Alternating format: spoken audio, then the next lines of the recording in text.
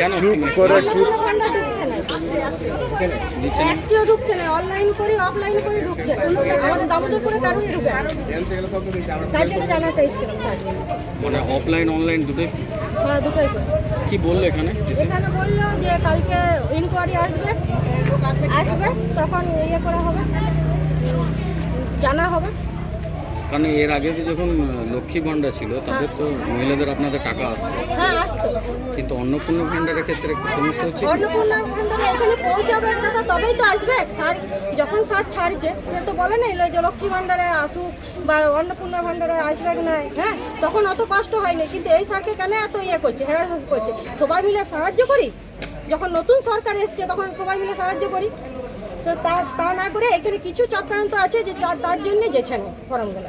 এই সরকারি কর্মচারীদের কোনো গাফিলতি রয়েছে কি মনে করছেন? হ্যাঁ অবশ্যই অবশ্যই করেছে, কেন আসছেন? অবশ্যই করেছে, অবশ্যই করেছে। আর বিগত সরকার এই সরকারকে বদনাম করার জন্য এরকম করছে। বলছি কি সমস্যা?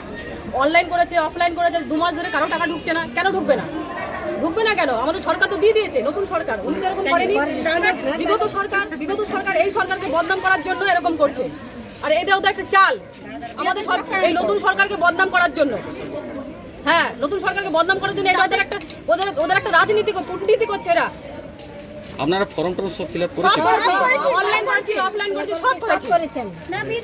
কই যখন লক্ষ্মী ভান্ডার তখন তো মানুষ হ্যারাসমেন্ট হয়নি, এখন কেন মানুষ হ্যারাসমেন্ট পৌঁছে গেছে বলেন নাই কেন ঘরে পৌঁছে গেছে? কিন্তু এখন নতুন সরকার এসেছে তখন মানে সমস্যাটা করে এখানে যারা কর্মচারী যারা রয়েছে তাদের কোনো আছে আছে আছে গাফিলতি আছে, গাফিলতি আছে, এদের গাফিলতিতেই করছে সব, মানে একটি বদনাম আজকে করা। এসে এখানে কি বললো? এখানে যারা জানলেন এখানে কি বললো? বললে কালকে আসবে ইনকোয়ারি করবে, তারপরে আপনাদের সমস্যা সমাধান হবে। তো দেখি যদি সমস্যা সমাধান না হয় নেক্সট টাইম আমরা আবার আসবো, আবার ঘেরা করবো, আবার আসবো, আবার আসবো।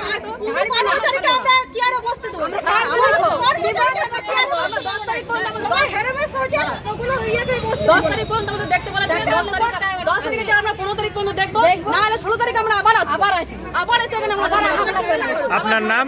এখন তো 4 জন, এখন তো কয়জন আসছে? মানে গোটা গ্রামে কারো এখনো পর্যন্ত টাকা গ্রামে ঢুকলে একজনকে ঢুকলে আরেকজনে তার সাথে দেবে। আমাদের গ্রামে আমার দামোদরপুরে 3% ঢুকে। হ্যাঁ সরকার জানি করছে এই যে বলছেন অনলাইনে তো পয়সা লাগছে, তাহলে আবার যদি অনলাইনে 200 টাকা করে লাগছে, অনলাইনে 200 টাকা করে লাগছে। মানুষ গরিব মানুষ পাবে কোথায়? মানুষ তো কাজে করে 200 টাকা ইনকাম করে, কিন্তু অনলাইনে তো মানুষ খাবে কি? 150 টাকা করে অনলাইন করছে, অনলাইন চলে যাচ্ছে, মানুষ খাবে কি?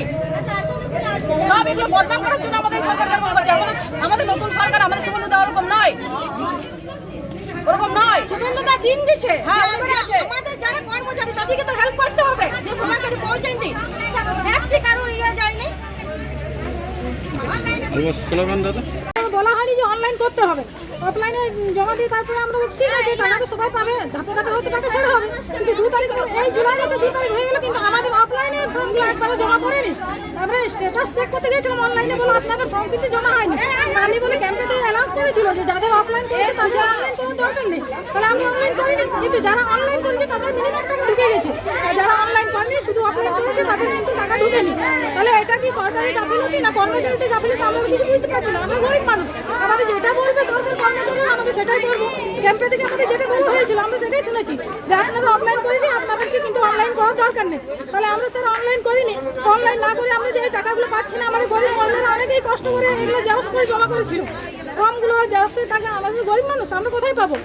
অক্টোবরে আমাদের এই এত কষ্ট করে জমা দিয়ে তারপর ক্যাম্পে হ্যারাসমেন্ট হয়। রৌদ্র গ্রামে ছোট বাচ্চা নিয়ে অনেকেই জমা দিয়েছিল, কিন্তু কারোর টাকা ঢুকেনি। আপনার নাম? আমার নাম পদ্মাবতী কিসকু, গ্রাম দামোদরপুর। আমরা হচ্ছে এসটি কাস্টের, আমাদের এসটি কাস্টের কারোরই টাকা ঢুকেনি, আমাদের বেঙ্গল কুলের টাকা কারোরই ঢোকেনি।